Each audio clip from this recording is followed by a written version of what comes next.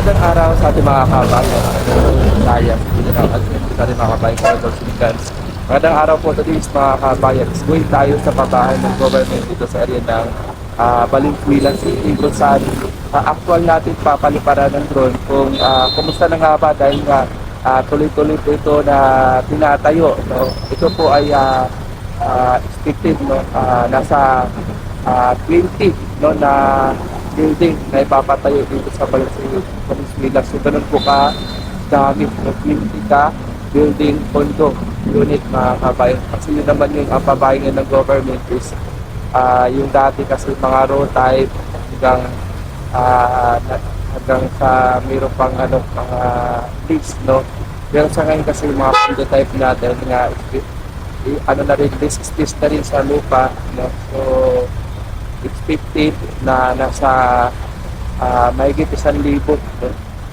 Mahigit 1,000 na mga kabayan natin taga Valenzuela, especially sa Tulian River, na magkakaroon ng pabahay kasi sila talaga yung priority na maalis sa danger zone area, no, dahil napakadelikado na sa gilid ng ilog.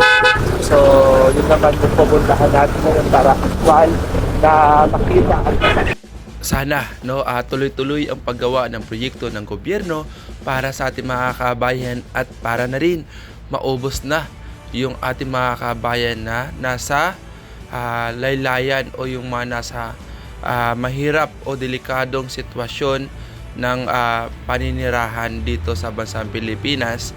At sana, no, magkaroon ng magandang bukas ang ating mga kabataan dahil ito po ang proyekto ng gobyerno kung saan maraming mga Pilipino ang nakakatanggap na po ng pabahay ng gobyerno, lalong-lalo na pinangunahan po ito ni Pangulong Bongbong Marcos. Kung makikita natin dito, no, na tuloy-tuloy pa rin, no, ang pagtatayo ng mga pabahay ng gobyerno sa iba-ibang bahagi ng bansang Pilipinas. At ito naman ang pinapakita natin, ito isa sa mga proyekto ng gobyerno na nandito sa Valenzuela. Dahil kung matanda natin, mga kabayan, way back of March 27, 2023, pinangunahan ni President Ferdinand R. Marcos Jr. ang National Housing Authority kasama si Jovin Tay Yuri, the time capsule during groundbreaking rites for Disiplina Village dito sa Arcong Bato. Sa ngayon, ito na po mga kabayan, no?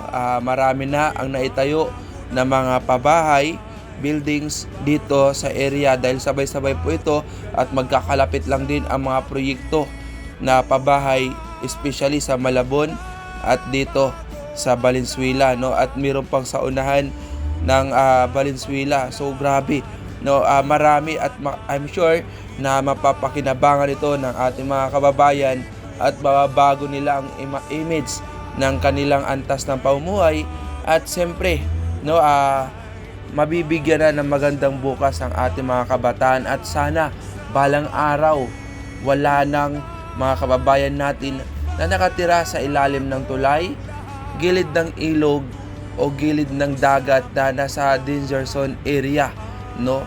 At siyempre hindi na sila masyadong nagkakasakit, lalo na yung mga sinasabi nilang cholera, no? So sana, no, tuloy-tuloy ang mga proyekto ng gobyerno dahil wala naman tong tigil, hindi lamang dito sa Metro Manila kundi sa mga parte ng Visayas at siyempre sa parte ng kabuuan ng Luzon, sa parte ng Mindanao is tuloy-tuloy po ito na gumagawa, no, na magandang bukas. At sana naman sa ating mga kabayan, no, isuportahan natin ang mga proyekto, programa ng gobyerno dahil I'm sure na ito ay makakatulong sa bawat isa, no? At sana po sa ating mga kabayan is marunong tayong pumalakpak sa tagumpay ng iba at wag po sana tayong maging negatibo, lalo na at alam naman natin ang bawat programa, proyekto ng gobyerno is nakakatulong po ito para sa ating mga kababayan.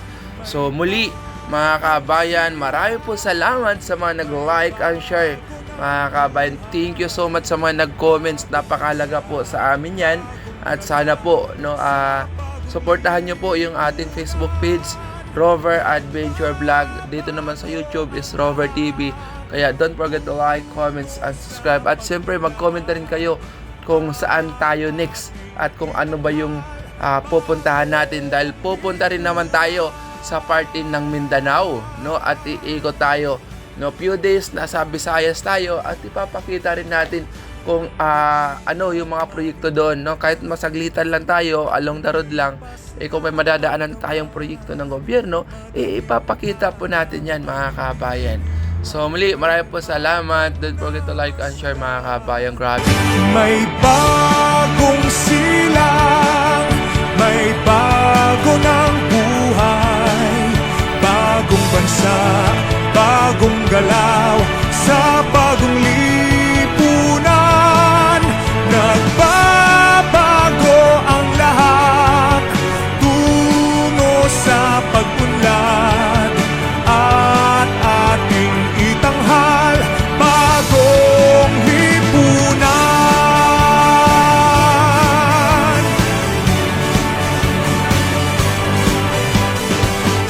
Ang gabi nagmaliw ng ganap at lumipas na ang magdamag. Madaling araw ay nagdiriwang, may umagang namasdan.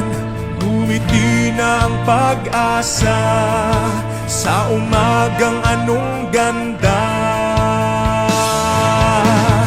May bagong silang, may bago ng buhay, bagong bansa, bagong galaw, sa bagong lipunan.